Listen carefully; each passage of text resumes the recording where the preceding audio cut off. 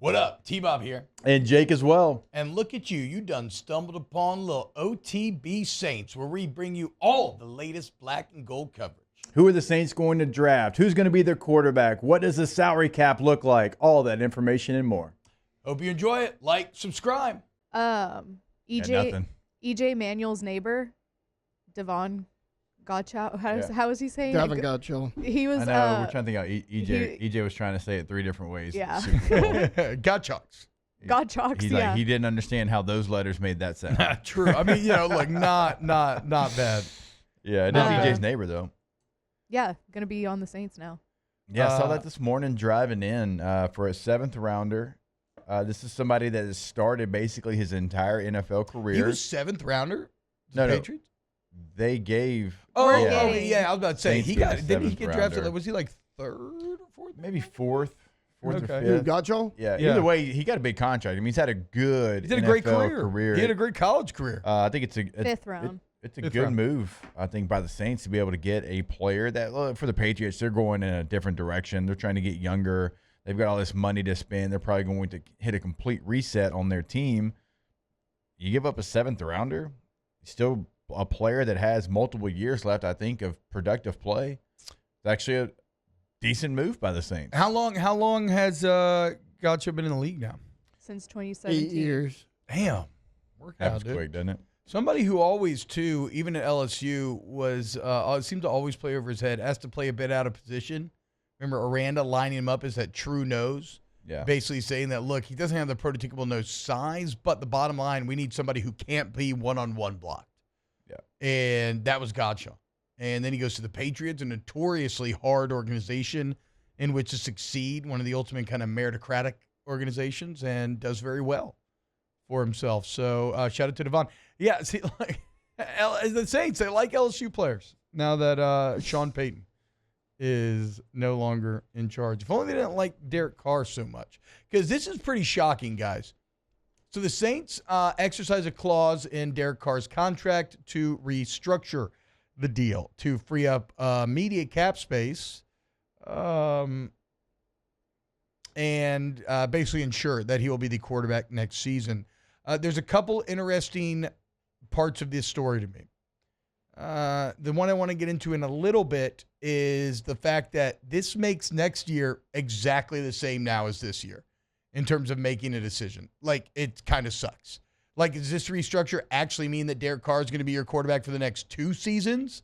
It's hard for me to, and maybe there's some Saints cap experts listening who would tell me why this is wrong. But from where I sit and everything I've read, it's hard to see how you're not in the exact same situation next year, but we'll get into that.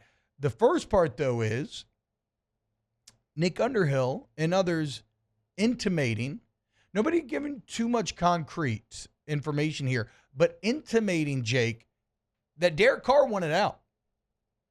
Derek Carr wanted to explore his options, and that he wanted to, and he was willing to work with the Saints in order to do so, but it was the Saints who were not willing to let him walk, and basically said, no, you're staying here, and we're exercising and restructuring you.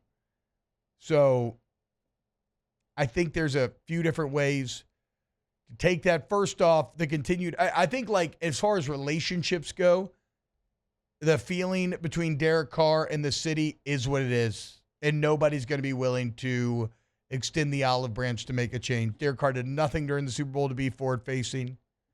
It feels like two parents staying in it for the kids until they graduate. Yes, until they finish high school, and then they'll move on, but they're sleeping in separate bedrooms, and I don't think that's going to change.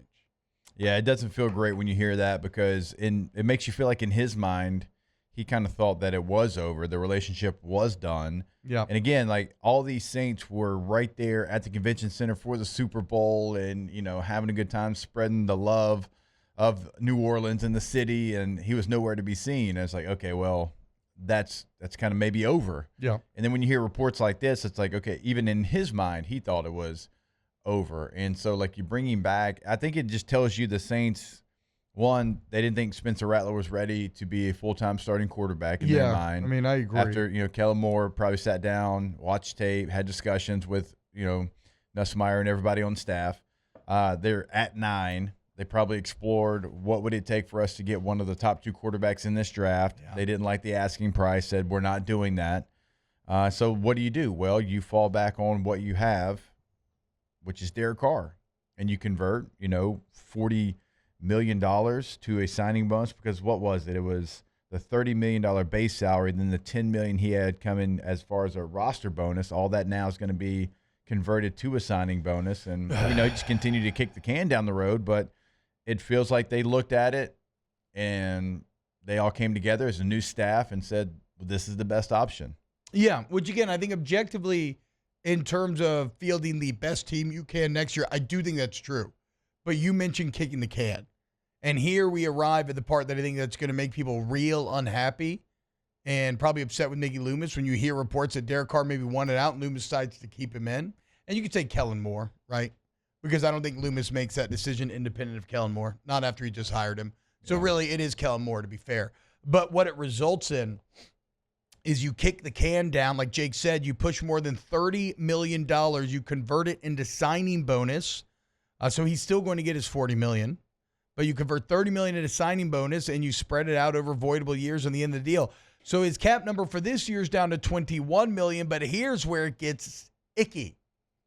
His 2026 cap figure, now $67 million.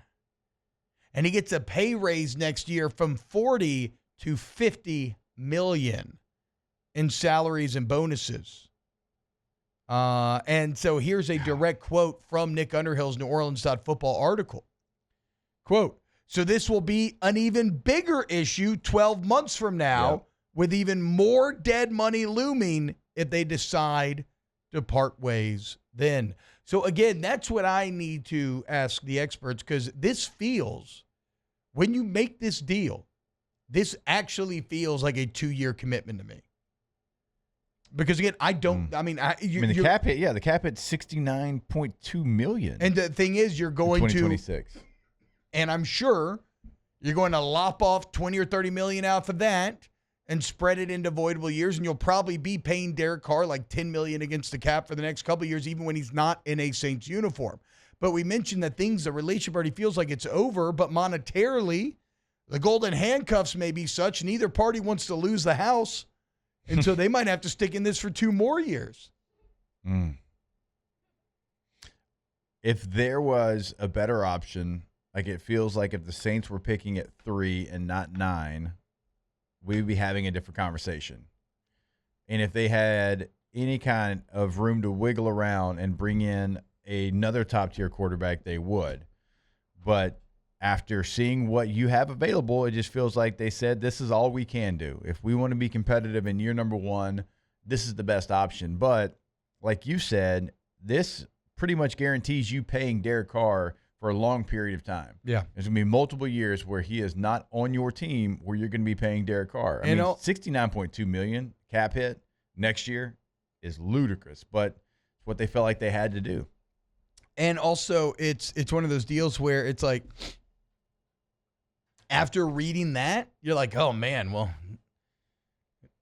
we had the discussion of, do you rip the Band-Aid off? See, but that's where I feel like I had a bit of a misunderstanding. I'll just be honest. That I had a bit of a misunderstanding about this, is that I thought that if you did this year, that even with the restructure, that you'd be in a better position next season. Like when we were having these conversations of, okay, do you rip the Band-Aid off now?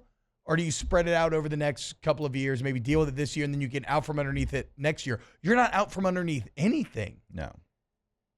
So I feel like I missed some context that would have caused me to want to put my thumb on the scale more for just ripping the Band-Aid off now and getting out from underneath it entirely. Because now it feels like you've spread this thing out even more and you're committed even more. Again, Underhill had a great line in his article, quoting writer Peter Finney. It says, Peter Finney once called Mike Ditka a visitor to New Orleans. And my God, Nick is right about that. It certainly feels like Derek Carr is a visitor to New Orleans, a carpetbagger, if you will. A Chipotle eater. God, what a red flag.